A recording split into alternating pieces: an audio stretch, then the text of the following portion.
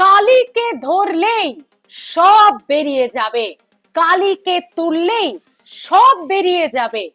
ফিরহাদ হাকিমের সঙ্গে এই কালীর কি সম্পর্ক? কলকাতা পুরসভায় কোন পদে রয়েছে এই কালী এবং কিভাবেই বা তার কলকাতা পুরসভায় এন্ট্রি? তারাতলায় এত বড় ডিজাস্টারের পর রাজ্য রাজনীতিতে একেবারে বিধানসভা পর্যন্ত যার নাম, যার কথা, যার কৃতিত্ব বলা চলে একেবারে মুখে মুখে ফিরছে, সেই কালী এখন এই রাজ্যের হট টপিক বলা যেতে পারে। তো কে এই কালী? কালীকে তুললে এমন কি সব বেরিয়ে যাবে? কোথা থেকে বা কালী এলো? আসুন আপনাদের সেটাই একটু জানিয়ে রাখি, কালীর ব্যাকগ্রাউন্ড কি। জানলে আপনিও চমকে যাবেন, কারণ প্রশাসনিক মহলে চতুর, মেধাবী, শিক্ষিত অফিসার এই কালী। এবং এই কালী 2003 সালে ওয়েস্ট বেঙ্গল সিভিল সার্ভিস পরীক্ষায় বসেন।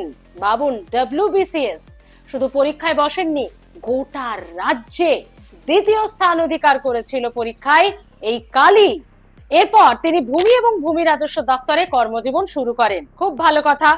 সিভিল সার্ভিসে থাকার সময়ই 2006 সালে তিনি West Bengal police service WBPS পরীক্ষায় বসেন। সেখানেও রাজ্যে প্রথম স্থান অধিকার করেন।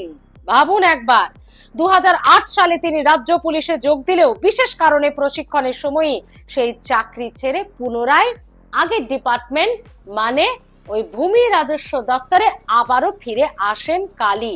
ভূমি রাজস্ব দপ্তরে চলে এলেন আবারও পুলিশ ট্রেনিং এর সময় থেকেই। তো পুলিশ প্রশিক্ষণ ছেড়ে দেওয়ার পর থেকেই তার রাজনৈতিক প্রভাব বাড়তে শুরু করে। ভালো করে শুনুন, সালটা 2010 সাল। 2010 সাল নাগাদ প্রথমবার কলকাতা পুরসভার ডেপুটেশনে কাজ শুরু করেন এই কালীচরণ। কালীচরণ বন্দ্যোপাধ্যায় হচ্ছে কালীর পুরো নাম। সেই সময় কলকাতা পুর বোর্ডের অন্যতম প্রভাবশালী মেয়র পরিষদ ছিলেন ফিরহাদ হাকিম। কালীচরণ বন্দ্যোপাধ্যায়কে সেই সময় ফিরহাদ আত্মসহায়ক হিসেবে নিয়োগ করা হয়।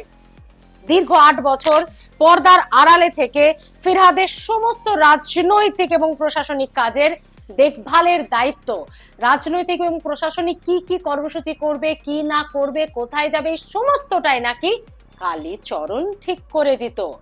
এরপর 2018 সাল, ভালো করে শুনুন, কতখানি ঘনিষ্ঠ ফিরহাদ হাকিমের এবং তার যে ভূমিকা, তার যে প্রভাব কতটা গভীরে আপনারা শুনলেই বুঝতে পারবেন।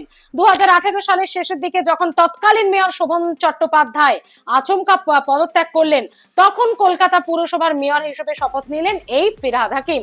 শোনা যায় ঠিক সেই সময় মানে 2018, সেই সময় সরাসরি ক্যামাক স্ট্রিট থেকে নির্দেশ এলো কালীকে নিয়োগ করতে হবে আরো বিশেষ পদে। কিরকম? ফিরহাদ হাকিম কালীচরণকে তখন কলকাতা পুরসভার মতো অত্যন্ত গুরুত্বপূর্ণ জায়গায় নিজের OSD এই পদে নিয়োগ করলেন, অফিসার অন স্পেশাল ডিউটি। ভাবুন একবার, তারপর থেকে দীর্ঘ বছর পুরসভার অলিন্দে শুধুই কালীর কথা, মানে কালী বলবে সেটাই হবে, এটাই তো শোনা যাচ্ছে এখন। মুখ্যমন্ত্রী শুভেন্দু অধিকারী ইতিমধ্যে ইঙ্গিত দিয়েছেন, আপনারা জানেন, বিধানসভায় দাঁড়িয়ে যে তারাতলার যে ঘটনা, যে বড় ডিজাস্টার, গুদাম ধসের মামলায় জল যত দূর গড়াবে গড়াক, শুভেন্দু অধিকারী জানিয়ে দিয়েছেন এই কালীচরণকে হেফাজতে নিলেই, জিজ্ঞাসাবাদ করলেই সব বেরিয়ে যাবে। বুঝতে পাচ্ছেন একবার কালীর গভীরতা, কালীর প্রভাব, কালীর করিশ্মা কৃতিত্ব কতখানি? শুনুন শুভেন্দু অধিকারী খোদ বিধানসভায় দাঁড়িয়ে এই কালী সম্পর্কে কি বলছেন। একটাকেও তো ছাড়ার কোনো সিন নেই। আপনার প্রাক্তন মেয়রের সই আছে এতে, কাউকে ছাড়া হবে না। আপনার KMC তে কি হয়েছে আমরা জানি না, আপনার কালীকে তুললে সব বেরিয়ে যাবে।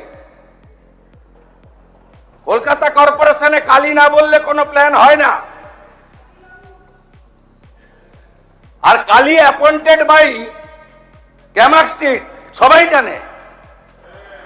আর এই কালী বাইপাসের পাশে আপনাদের তৃণমূল ভবন বানাচ্ছে 200 কোটি টাকা দিয়ে, আর এখান থেকে টাকাটা তুলে ওখানে পাঠায়।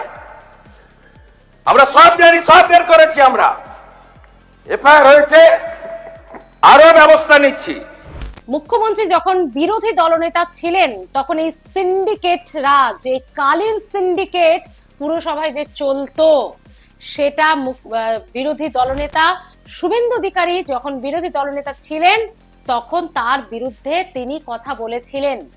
এতটাই তখন প্রভাব ছিল যে সেটা কার্যত সেভাবে প্রভাব ফেলেনি, এবং তখন থেকে তিনি জানতেন কালই হচ্ছে কলকাতা পুরসভার শেষ কথা, যে এখন নাকি 200 কোটি টাকায় বাইপাসের ওপরে তৃণমূলের ভবন তৈরির দায়িত্বে। ভাবুন একবার। এবং তারাতলার এই ঘটনায় আস্তে আস্তে সব বেরোবে। কালী যে কতটা প্রভাবশালী মানছেন তৃণমূল নেতারা, না তৃণমূল তো আবার এখন দুভাগে ভাগ। কুণাল ঘোষ মন্তব্য করেছেন যে এক্সিকিউটিভ মেয়র হিসেবে কাজ করত কালী, এমনটাই শুনেছি। সেই পদ সংবিধানে আদৌ আছে কিনা জানি না। কাউন্সিলররা তাকে ভয় পেতেন না, তবে মুখ্যমন্ত্রী বলছেন কালীকে ধরলেই নাকি সব বেরিয়ে যাবে।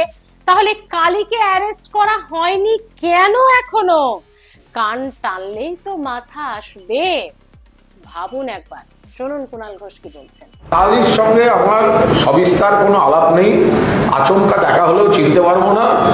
তিনি কার্যত এক্সিকিউটিভ মেয়র পোস্টে কাজ করতেন বলে শুনেছি, সেই পদ সংবিধানে আছে কিনা জানি না, কিন্তু তিনি হর্তাকর্তা বিধাতা ছিলেন। কাউন্সিলররা তাকে ভয় পেত এবং তাকে যথেষ্ট তৈলমর্দন করে চলত।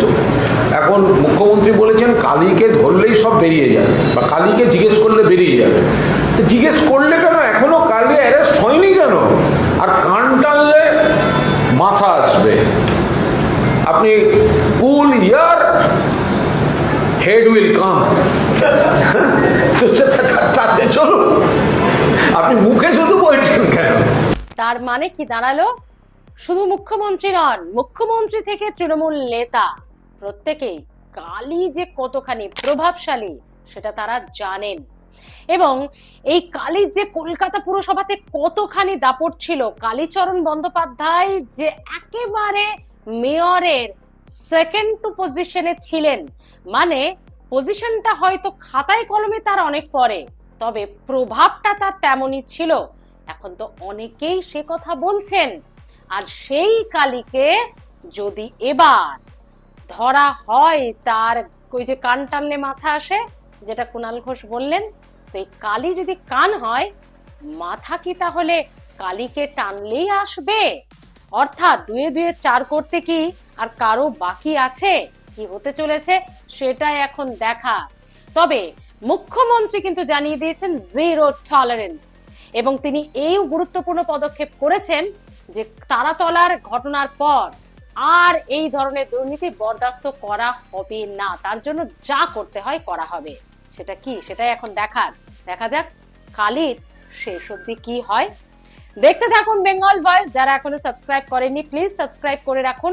এবং আপনাদের মতে এই কালীচরণ বন্দ্যোপাধ্যায়রা এখন এই রাজ্য রাজনীতিতে হট টপিক হওয়ার থেকেও কলকাতা পুরসভায় তাদের এই প্রভাব সম্পর্কে আপনাদের কি মতামত অবশ্যই কিন্তু জানাবেন। আর এই কালীচরণ বন্দ্যোপাধ্যায় শুধু কালী একা নয়, এমন কালী কি এমন প্রত্যেকটা পুরসভাতেই আছে? এমন প্রত্যেকটা পঞ্চায়েতেই কি আছে?